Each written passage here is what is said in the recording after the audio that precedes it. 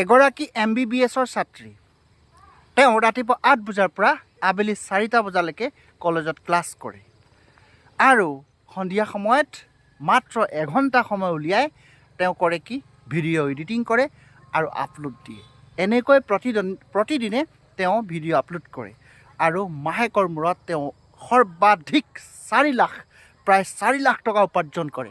এইগৰাকী বিশেষ ছাত্ৰী বুলি কৈছোঁ মই, বিশেষ কাৰণ তেখেতে ইমান এটা কঠিন বিষয় অধ্যয়ন কৰি থাকি এগৰাকী চিকিৎসা বিজ্ঞান অৰ্থাৎ MBBSৰ ছাত্ৰী হৈও কেনেকৈ সময় উলিয়াই 4 লাখকৈ টকা মাহত ঘটিব পাৰে মই ভাবি আচৰিত হৈ পৰিছিলোঁ। গতিকে মই জানিলেইতো নহ'ব, আপোনালোকেও জানিব লাগিব কি কৰে তেওঁ, কি ভিডিঅ' আপলোড কৰে তেওঁ, কেনেকৈ আপলোড কৰে তেওঁ। এই সকলোবোৰ কথা আজি ভিডিঅ'টিৰ দ্বাৰা আপোনালোকক মই ক'বলৈ গৈ আছোঁ। যদি আপোনালোকে ভিডিঅ'টি শেষলৈকে চাই নিশ্চয় বহুতেই উপকৃত হ'ব পাৰিব। গতিকে আহক পলম নকৰি সেই বিশেষ ছাত্ৰীগৰাকীক আপোনালোকৰ মাজত চিনাকি কৰাই দিওঁ আৰু সেই বিশেষ ছাত্ৰীগৰাকীয়ে কিমান টকা মাহেকত উপাৰ্জন কৰে, ক'ত ভিডিঅ' আপলোড কৰে, কি ভিডিঅ' আপলোড কৰে, সকলো আপোনালোকক A to Z দিবৰ কাৰণে চেষ্টা কৰিম। শেষলৈকে ভিডিঅ'টো চাই থাকিব আৰু অনুগ্ৰহ কৰিছোঁ এনেকুৱা ধৰণৰ ভিডিঅ' পাই থাকিবলৈ মোৰ এই ফেচবুক পেজটো আৰু যদি ইউটিউবত চাই আছে ইউটিউব চেনেলটো ছাবস্ক্ৰাইব কৰিব আৰু আনলৈ 10জনৰ উপকৃত হ'ব পৰাকৈ শ্বেয়াৰ কৰিব। তেন্তে আহক ভিডিঅ'টো আৰম্ভ কৰোঁ। সকলোকে নমস্কাৰ জনাইছোঁ। এয়া মোৰ লগত আছে ফ্ল'ৰিনা গগৈ আৰু তেওঁৰ মাতৃ পিতৃ তেওঁৰ ভগ্নী সকলো একেলগে আছোঁ আমি। আৰু আজি আপোনালোকক মই যিটি বিষয়ৰ ওপৰত ভিডিঅ'টি কৈছিলোঁ যে ফ্ল'ৰিনাই মাহেকত প্ৰায় 4 লাখ টকা ইনকাম কৰে ইউটিউবৰ পৰা। এই বিশেষ ভিডিঅ'টি আপুনি চাবৰ কাৰণে হয়তো উৎসুক হৈ আছে। গতিকে আহক পলম নকৰি ফ্ল'ৰিনাৰ মুখেৰে শুনো তেখেতৰ এই জাৰ্ণিৰ কথা। এতিয়া আটাইতকৈ ডাঙৰ কথা এটা ক'ম আপোনাক, চাব যি আগবাঢ়ি যায় তেওঁ আচলতে সকলোতে আগবাঢ়ে। ফ্ল'ৰিনাই কেৱল চিকিৎসা বিজ্ঞানৰ ছাত্ৰীয়ে সেই কথাটো আচলতে নহয়, তেওঁ এগৰাকী খুব ভাল এজন কণ্টেণ্ট ক্ৰিয়েটাৰ ইউটিউবাৰ। কিহত জানেনে? তোমাৰ চেনেলটোৰ বিষয়ে কৈ দিয়া অকণমান। মোৰ চেনেলটোৰ নাম ফ্ল'ৰিনা XX আৰু মোৰ আৰু এটা চেনেল আছে, ছেকেণ্ড চেনেল গগৈ XX। আৰু মই এনিমে এডিটছ ক্ৰিয়েট কৰোঁ। Some edits are based on Jujutsu Kaisen, original anime, but they are edited, মই এডিট কৰোঁ আৰু মোৰ কিছুমান এনেকুৱা মই নিজে এনিমেশ্যনটো মই ক্ৰিয়েট কৰোঁ আৰু তাৰপিছত এডিট কৰি পষ্ট কৰোঁ। এতিয়া আমাৰ অসমত প্ৰতিজনে কণ্টেণ্ট ক্ৰিয়েটৰ হৈছে, কিন্তু লাভ কাৰো হোৱা নাই, যথেষ্ট সময় খৰচ হৈছে। আমাৰ ফ্ল'ৰিনাই য'ত সোমাই আছে তাত কম্পিটিশ্যন খুব কম, কিন্তু আৰ্নিং যথেষ্ট বেছি। এতিয়া মই জনাত ফ্ল'ৰিনাই মাহত হাইষ্ট 3 লাখলৈকে পাইছে নেকি? হাইষ্ট 3 লাখ টকা তেওঁ চিকিৎসা বিজ্ঞানৰ ছাত্ৰী গোটেই দিনটো ক্লাছ কৰে আৰু ৰাতি অকণমান সময় লৈ তেওঁ এডিট কৰি ধুনীয়াকৈ ইউটিউবত ভিডিঅ' আপলোড কৰি হাইষ্ট মাহত 3 লাখ। বৰ্তমান ফলোৱাৰ কিমান? মোৰ হাইষ্ট মোৰ 3,70,000 হৈছিলে, অলমষ্ট 4 লাখৰ ওচৰা-ওচৰি মই পাইছোঁ।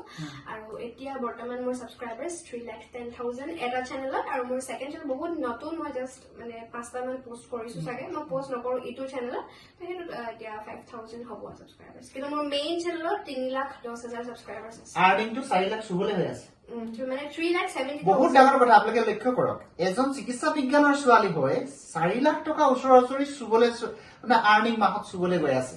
কিমান ডাঙৰ কথা এইটো ভাবি চাওক। আচৰিত নহয়নে? কম্পিটিশ্যনৰ যুগত এনেকুৱা এটা চাইট তেওঁ বাছি লৈছে যিটো কম্পিটিশ্যন খুব কম কিন্তু ভিউজ বহুত বেছি।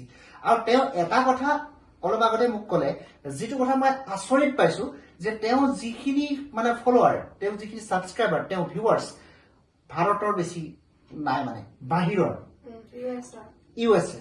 গতিকে য'ত বাহিৰৰ ভিউৱাৰ থকাৰ কাৰণে তেওঁ আৰ্নিংটো তাৰ পৰা বহুত বেছি পায়। আমাৰ ইণ্ডিয়াত ভাৰতবৰ্ষত যিসকল ভিউৱাৰ্ছ হয় তেওঁলোকৰ পৰা আৰ্নিংটো কম হয়। মই এই কথাটো জনা নাছিলোঁ। তেওঁ ক'লে, কৈ দিছোঁ অকণ কথাটো। ইউটিউবৰ আৰ্নিঙৰ ক্ষেত্ৰত আমাৰ অডিয়েঞ্চটো বহুত মেটাৰ কৰে। বহুতে মই দেখিছোঁ এনেকৈ কয় যে 1 মিলিয়ন ভিউজত এইটো ফিক্সড এমাউণ্ট থাকে। এইটো কাৰেক্ট নহয়। আমাৰ সদায় মানি যিটো আমি পাওঁ সেইটো অলৱেজ বেছড অন অডিয়েঞ্চ, কোনটো কাণ্ট্ৰিৰ পৰা আহিছে। চব কাণ্ট্ৰিৰ পৰা আমি বেলেগ বেলেগ RPM পাওঁ। RPM সেইটো পইচা দিয়াৰ এটা প্ৰক্ৰিয়া হয় ইউটিউবত। তো US যদি অডিয়েঞ্চ থাকে, আপুনি তাত বেছিকে একদম মেক্সিমাম যিটো RPM হয় সেইটো US পায়। ইণ্ডিয়াত বহুত কম পায় মানে আচ্ছা বা ইণ্ডিয়াত কম পায় বা বেলেগ মুঠতে কানাডা আৰু US সেইকেইটা কাণ্ট্ৰিত বহুত মানে একদম মেক্সিমাম RPM এই যে তুমি এই পথত তুমি গুচি গলা ধৰা এনেকুৱা ধৰণে এটা এক্সট্ৰা আৰ্নিং চ'ৰ্চ কৰিব লাগে বা এনেকুৱা ধৰণে মই চেনেল খুলিব লাগে এই কথাটো কোনে শিকাই দিলে সেইটো মানে কোনো শিকোৱা নাই মোৰ সৰুৰে পৰাই মানে মই মানে সেলফ ডিপেন্ডেন্ট হ'ব বিচাৰিছিলো মানে সেইটো এটা মোৰ মানে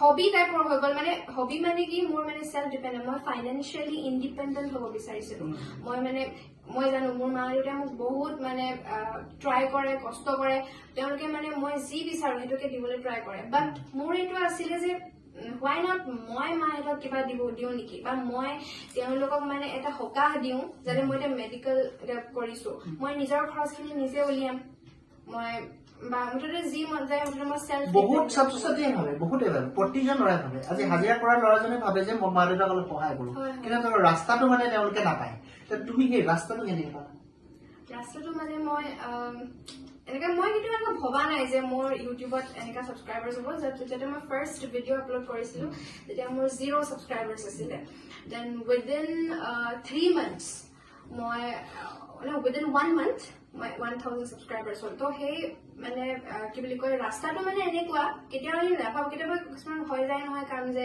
আমি নভবাকে কেতিয়াবা হৈ যায় মই জাষ্ট কিন্তু মই কৰি গৈছিলো মই কনচিষ্টেণ্ট আছিলো মই বস্তুটো মানে মই এডিট হয় ফাৰ্ষ্ট যিটো এডিট বহুত মানে একেবাৰে মানে কম মানদণ্ডৰ বুলি ক'ব লাগিব যিটো মোৰ ফাৰ্ষ্ট ভিডিঅ' আছিলে সেইটো বহুত কম মানদণ্ডৰ মানে কোৱালিটিটো ধীৰে ধীৰে ধীৰে ধীৰে মই এপত এডিট নিজে নিজে শিকিলো সেই এডিটিং কৰা বস্তুটো মানে মই যিটো কৰো সেইটো এনেকুৱা কোনো টিউটৰিয়েল ভিডিঅ' নাই ইউটিউবত তো সেইটো নিজেই শিকিবলগীয়া হয় তো মোৰ কোনো মানে এনেকুৱা ক'লে গুৰু আছে মোক শিকাই দিয়া ন মই মোৰ মানে গুৰু আছিলো সেই ক্ষেত্ৰত আচ্ছা এতিয়াতো আপোনালোকে সকলোৱে বস্তুটো ক্লিয়াৰ হৈ গ'ল যে যদি মানুহৰ আচলতে উচ্চাকাংক্ষা থাকে যদি মানুহৰ মন থাকে সেই বিষয়টোত লাগি থাকিবৰ কাৰণে সেই বিষয়টোৱে আপোনাক কেতিয়াও নথকে গতিকে ফ্লৰিনাৰ ক্ষেত্ৰতো একেটাই হ'ল আজি এগৰাকী চিকিৎসা বিজ্ঞানৰ ছাত্ৰী মানে এটা কঠিন ছাবজেক্ট তেওঁ লৈও ইমান কঠিন এটা ক্লাছ কৰিও তেওঁ ৰাতি সেই কামটো কৰি মাহত 4 লাখ টকা তেওঁ নিজৰ খৰচৰ ওপৰত ঘৰলৈ এতিয়া যথেষ্ট টকা পঠিয়ায় গতিকে এগৰাকী শিক্ষয়িত্ৰী হিচাপে দুগৰাকীকৈ মানে সন্তানক পঢ়ুৱাত যথেষ্ট অসুবিধা হয় আৰু তাতে নতুন চাকৰি বুলি শুনিছো তেখেতলোকৰ মাতৃ মানে আগত চাকৰি আছিল কিন্তু মাজতে আগত কন্টেক্সুৱেল আছিল তাৰপিছত ৰেগুলাৰ হ'ল এই কথাখিনিত যথেষ্ট অসুবিধা হয় গতিকে আমাৰ ফ্লৰিনাৰ যিটো পথেদি আগবাঢ়িছে সঁচাকে ভাল পাইছো আৰু নৱপ্ৰজন্মই কিন্তু তোমাৰ পৰা বহুত শিকিবলগীয়া আছে আজি যদি কোনোবা চাই আছে ভিডিঅ'টো সকলোকে অনুৰোধ জনাম আমি যি কৰো সঁচাকে সুন্দৰকে কৰি যাব লাগে মনটো তাত দিব লাগে